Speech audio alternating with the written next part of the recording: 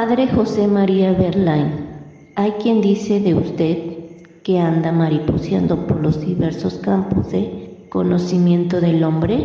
¿Se reconoce usted en esa imagen?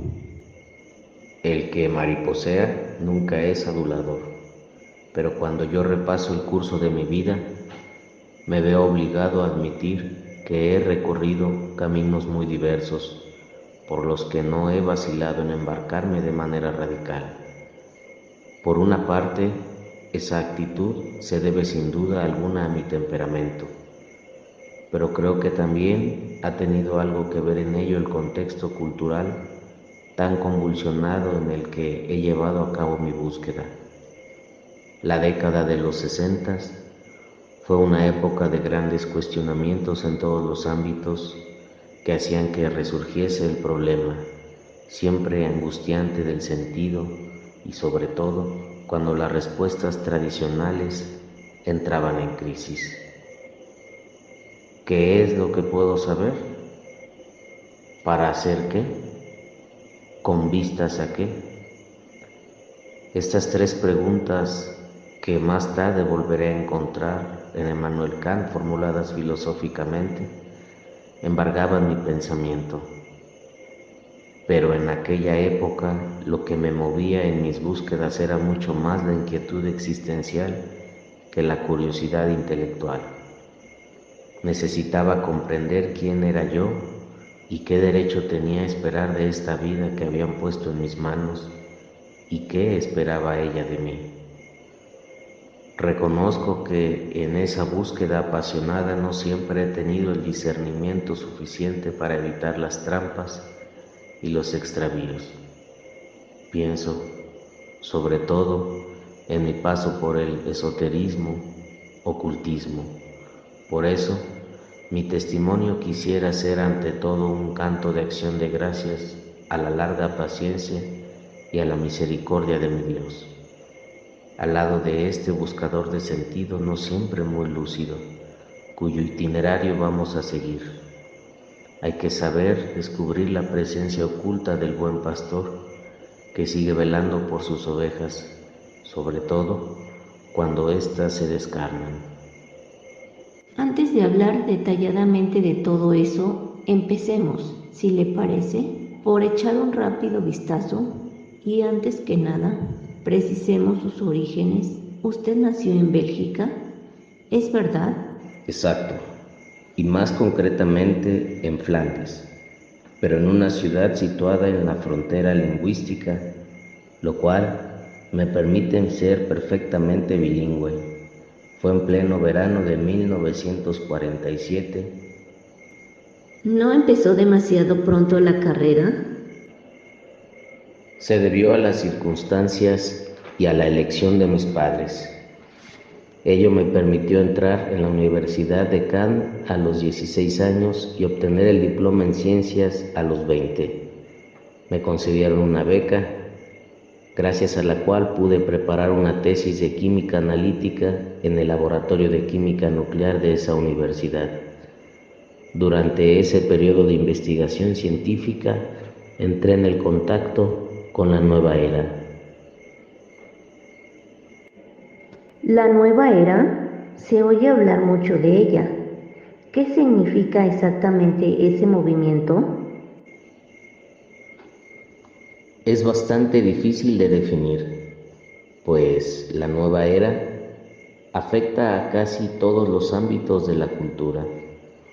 Digamos que se trata de una expresión genérica bajo la que se agrupa todo el conjunto de las nuevas corrientes de pensamiento que anuncian y que supuestamente preparan el paso de la humanidad a una nueva etapa de su evolución que corresponderá a la entrada de nuestro planeta en el signo astrológico de Acuario.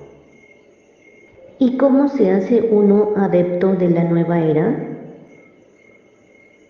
Por elección, porque cree encontrar en ella una respuesta a sus preguntas y a sus necesidades, pero lo que hoy es ya un movimiento relativamente estructurado, en la época en que yo me adherí a él, o sea, hace unos 30 años, se presentaba únicamente bajo forma de vagas proposiciones consideradas con mucha frecuencia como originalidades, o sea, como extravagancias. Yo entré en ella a través de las meditaciones orientales que empezaban a extenderse por el mundo occidental, más en concreto, mediante la meditación trascendental fundada por el gurú Maharishi Mahesh Yogi. Me inicié en esa técnica de meditación perteneciente a la tradición védica del hinduismo, que se presentaba como un camino sencillo, fácil y eficaz para alcanzar esos estados de conciencia que llevan a la plena realización de uno mismo. Si la memoria no me engaña, estábamos ya en 1969. ¿Estaba usted predispuesto para ese tipo de recorrido? Ni más ni menos que los miles de jóvenes que han estado y que siguen estando tentados por el viaje interior, ya sea por el camino iniciático del Oriente, por el de las escuelas esotéricas o incluso por el de las drogas alucinógenas. Después de su encuentro con el gurú, ¿usted lo dejó todo? ¿Es cierto? ¿La investigación científica, su familia, su país? No, al gurú lo encontré más tarde. Primero me inicié en Bélgica. Allí me entregué a practicar intensamente e incluso de manera excesiva esa técnica hasta el punto de que llegué a encontrarme como fuera de la realidad e incapaz de asumir el cargo en el laboratorio donde trabajaba. Me vi obligado a descansar y entonces fue cuando decidí ir a ver al famoso Maharishi, que por aquel entonces se había instalado en España. Como prestaba una atención especial a los hombres de ciencia, me recibió cordialmente. Empezó haciéndome practicar la técnica aún más intensamente, pues según él, las dificultades que experimentaba se debían al relajamiento de tensiones profundas. Tras ese tiempo de purificación, me propuso convertirme yo mismo en iniciador de la meditación y me formó para ello. ¿Y se quedó con él? No de inmediato. Admito que en esos momentos le pedí poder quedarme, pero no me lo permitió. Me pidió que terminase antes la tesis y me invitó a unirme a él después de defenderla. ¿Qué interés podía tener un gurú hindú en rodearse de científicos? Creo que Maharishi sentía una verdadera simpatía por los científicos.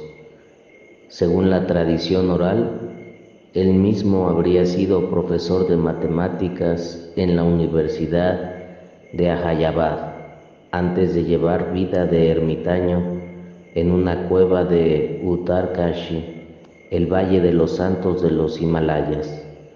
En cuanto al interés que lo movía a reunir en torno a sí a representantes de la comunidad científica, yo respondería: la credibilidad de la técnica, solo eso, es lo único que le interesaba.